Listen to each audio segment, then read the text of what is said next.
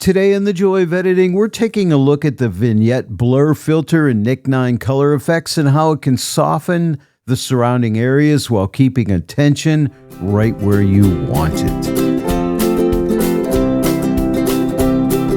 Hello everyone and welcome to the Joy of Editing with Dave Kelly. Today we're taking a look at the Vignette Blur filter in Nik 9 Color Efex.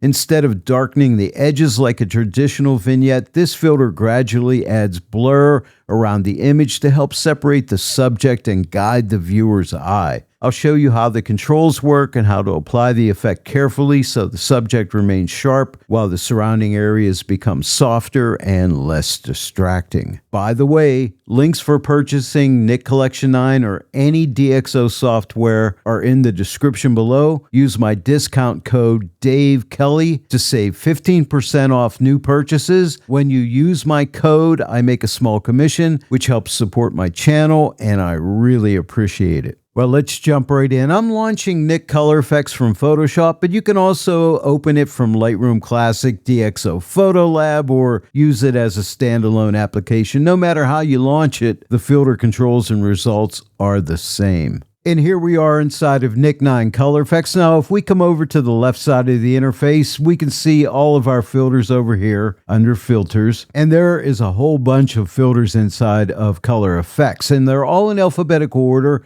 So if we come down to the bottom, you're going to find the Vignette Blur filter right here. We'll just click the plus and we'll add it to the filter stack. You can also come up to the search bar, type in the name of any filter, and you can find it really quick that way. Now, this is a really simple filter to use, but it's quite effective. Right now, the Vignette Blur filter is on. I'll just shut it off so you can see.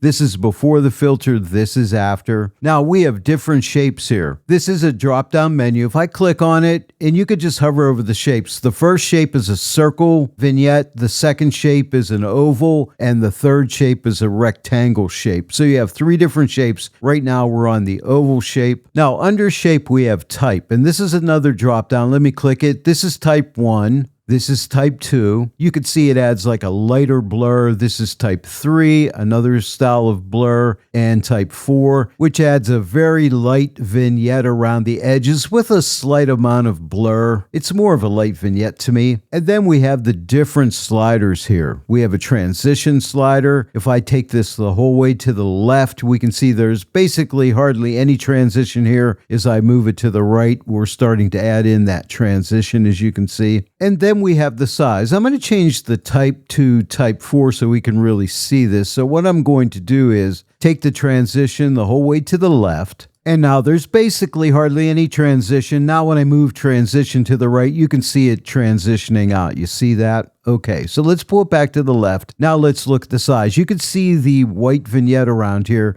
When I move the size in the whole way to the left, now we just see a little bit of vignetting around the corners. Now as I move the size to the right, the inner circle gets smaller, but the vignette starts to increase. You see that? So that's how we adjust the size of the vignette. And then, of course, strength is just how strong the vignette is. If I take this to the left, there's no vignette, and then we can slowly increase the strength. Okay, so that's how that works. And then we also have place center. So if I click right here, and now you could click anywhere you want on the image. Click that again and place your center wherever you would like it. And then, of course, you would adjust your transition and the size of the vignette that you want, and, of course, your strength. But for now, let's go ahead and reset this and see if we can get a good look for this image. Right now, the shape is set for oval. Let's click the shape drop down, and I think I'll try a circular shape on here. So I'm going to click the 1. I'm going to click the place center button right here and click right here. I'll call this my center, and that looks good. Let's adjust the transition.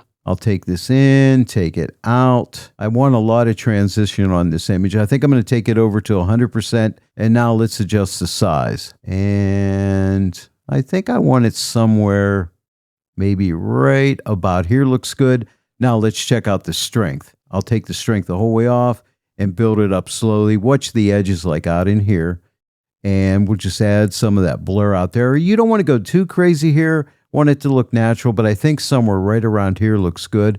I'll shut this off. Here's before and here's after. And now let's check out the different types. Right now we're on type 1. This is type 2. And I kind of like that with that lighter edge on there. Here's type 3 and here's type 4. That's too light for me, so I'm going to go back. I think I like type 2 for this image. It's a little more artistic, so I'm going to click on type 2. And now let's adjust our strength. I'm going to take it the whole way off and let's just build it up slowly.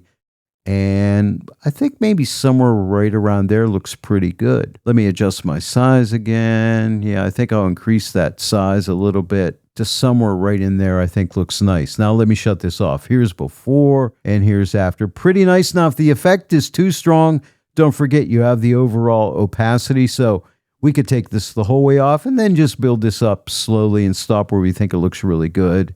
Because a lot of times we tend to overdo these things. I know I do. So let me back this off a little bit. And I think right around here. Again, here's before and here's after. Pretty nice. I really enjoy this filter. Now that's all I want to do. So I'll come down to the bottom right hand side of the interface and click apply, and that'll send me right back into Photoshop. And let me shut off this filter. This is before and this is after. I really like the result. Now let's try it out on another type of image. Let's try it out on this image. So I'm going to go ahead and launch Color Efex again. I'll come to the left side of the interface. Under filters, we'll go down to the bottom and here's our vignette blur. Now you see this arrow pointing downwards. If you click this, there are different presets in here and you can just hover over the different presets. If you find one you like, just click on it. I'm going to close this for now and just click the plus to add the vignette blur filter over here. By the way, you can also find your presets right here when you click on the hamburger menu. There's the default preset, the second lightning blur preset, and the third square preset. So you have them all right here. Right now I'm using the default preset, which is using the oval shape. So let's click the drop down for shape. You know what? I think I want the circular shape here. So we're going to click 1 for the circular shape. I'll pull the transition the whole way to the left so we can really see that circle. And let's make that circle smaller by moving this to the right. You see that right there? It's right on the grapes. Now, if I click on the place center button right here and click here on the image, I can place the center here. Click this button again.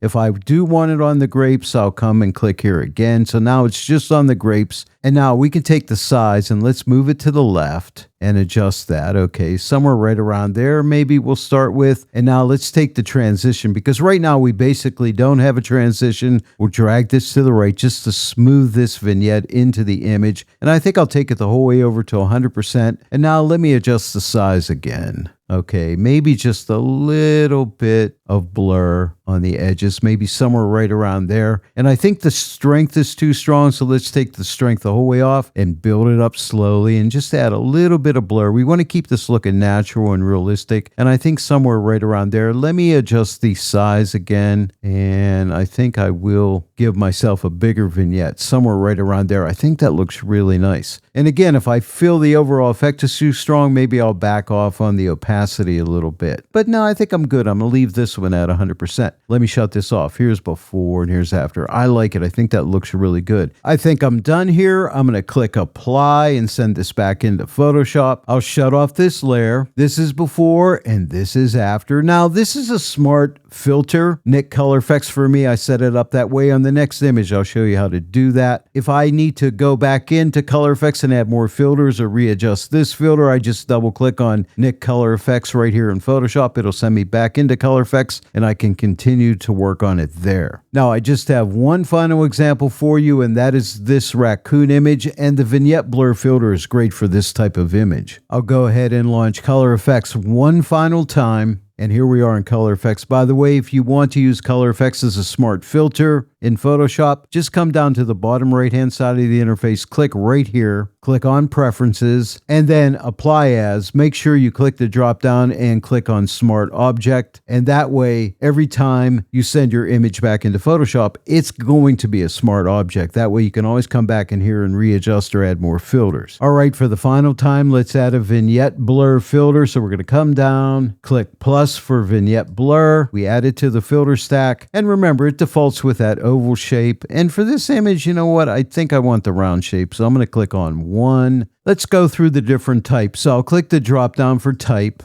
This is type 1, which I really like. This is type 2. Well, not feeling that for this image. Here's type 3, and here's type 4. I think I'm going to go with type 1, so click on type 1. Now, let me place the center. So click on this button right here, and what I'll do is click right about here on the raccoon's face, and I think that looks good. Now, I think the transition is looking pretty good right about there. I think should be fine.